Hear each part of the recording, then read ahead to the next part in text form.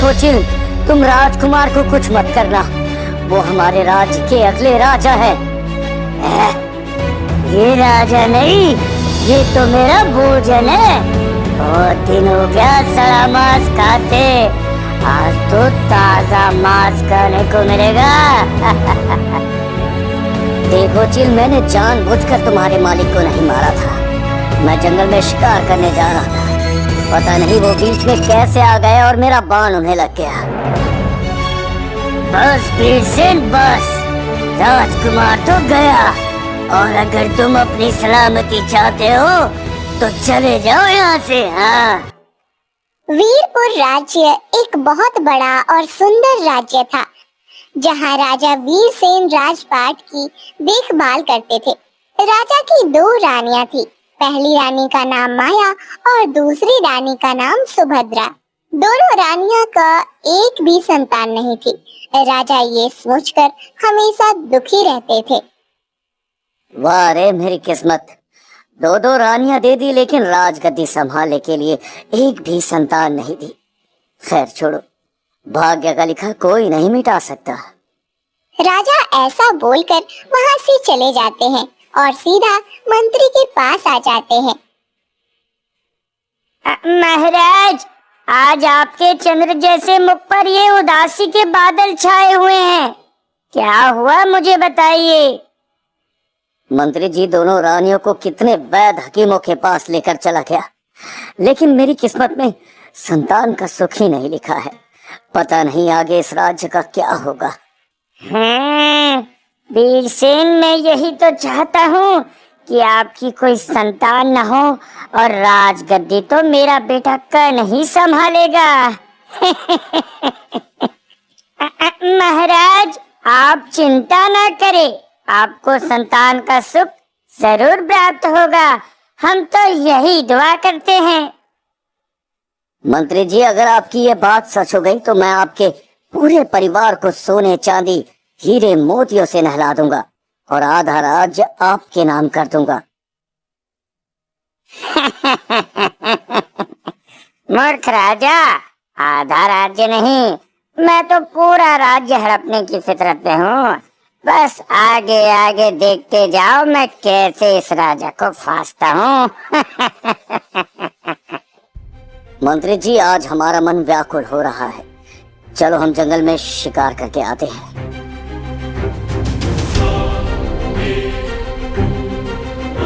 राजा और मंत्री दोनों जंगल में शिकार खेलने आ जाते हैं।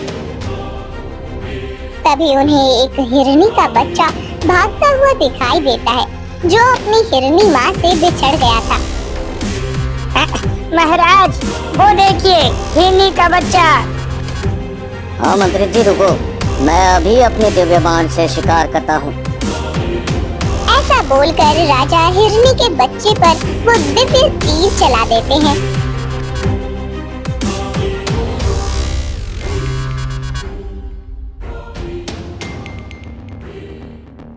पता नहीं मेरा छुटकू कहाँ पर होगा, वो खेलते खेलते मेरे से बिछड़ गया, अब मैं उसे कहाँ पर ढूंढूं? ऐसा बोलकर हिरनी घने जंगल में चली जाती है।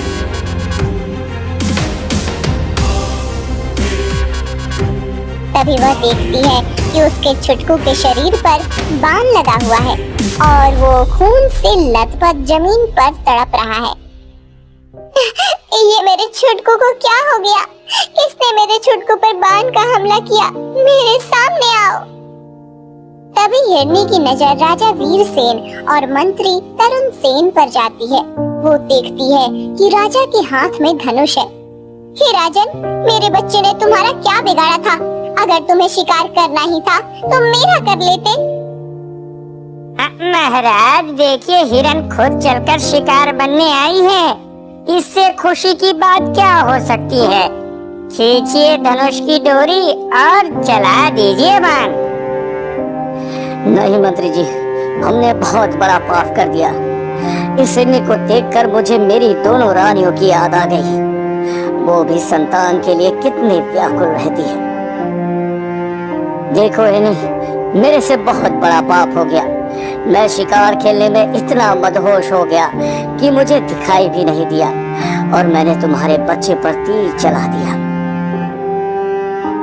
हे राजा, तूने एक माँ की गोद खाली की है, इसका दंड तुम्हें भुगतना ही पड़ेगा।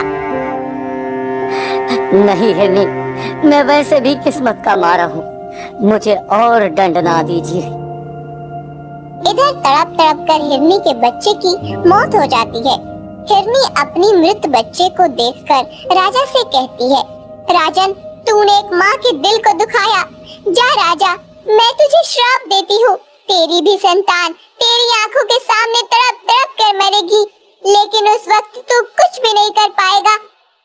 हिरनी राजा को श्राप देकर वहाँ से रोते रोते चली जाती है। मंत्री जी, अब मैं क्या करूं? वैसे भी मेरी कोई संतान नहीं थी। अगर कुदरती मेरी कोई संतान हो गई तो वो मेरी आंखों के सामने तड़प तड़प कर मर जाएगी। अब मैं क्या करूं मंत्री जी?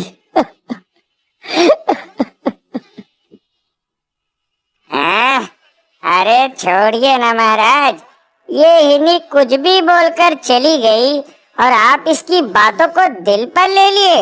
हाँ? नहीं मंत्री जी, मैंने एक माँ की गोद सुनी की है और एक माँ का श्राप 7 जन्म तक पीछा नहीं छोड़ता है। महाराज, मुझे लगता है कि आप काफी ज्यादा डरे हुए हो। चलो हम थोड़ा जंगल के अंदर घूम कर आते हैं ताकि आपका मन शांत हो।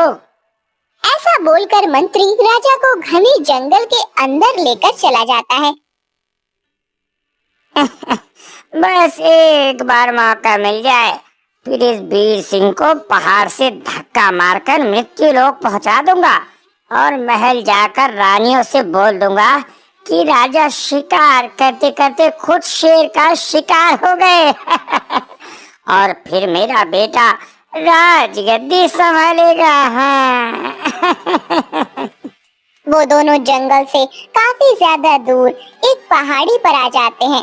तभी उन्हें दूर से आवाज सुनाई देती है, ओम नमः शिवाय, ओम नमः शिवाय, ओम नमः शिवाय, ओम नमः शिवाय, ओम नमः शिवाय। राजा और मंत्री दोनों उस आवाज की ओर जाने लगते हैं। तभी वो देखते हैं कि एक साधु महाराज पत्थर पर बैठकर तपस्या कर रहे हैं। तभी अचानक एक सांप साधु बाबा के पास आ जाता है। वो सांप जैसे ही साधु को डंक मारने वाला ही होता है, तभी राजा उस सांप पर बाण से हमला कर देते हैं।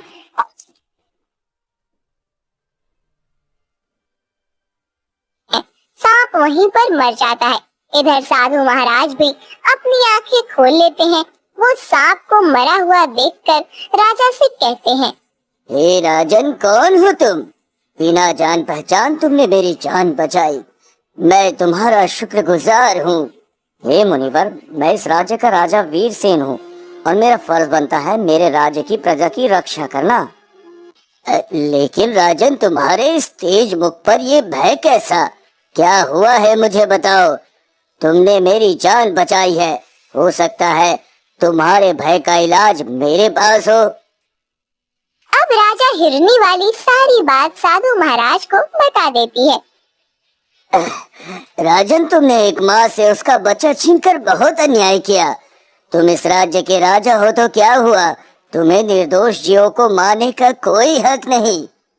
हे श्रेष्ठ मुनिवर, मेरे से बहुत बड़ी गलती हो गई। मैं इस गलती का प्रायश्चित करना चाहता हूँ, आप मार्गदर्शन करें मुनिवर। हे राजन, इस श्राप का तोड़ तो वो हिरनी ही बता सकती है। तुम उस पीड़ित हिरनी के पास जाओ। लेकिन साधु महाराज, मैं उस हिरनी को कहाँ ढूंढूं? ये जंगल तो काफी बड़ा है। हे राजन, तुम इस जंगल की पश्चिम दिशा में जाओ, वहाँ तुम्हें एक बहुत बड़ी गुफा दिखाई देगी।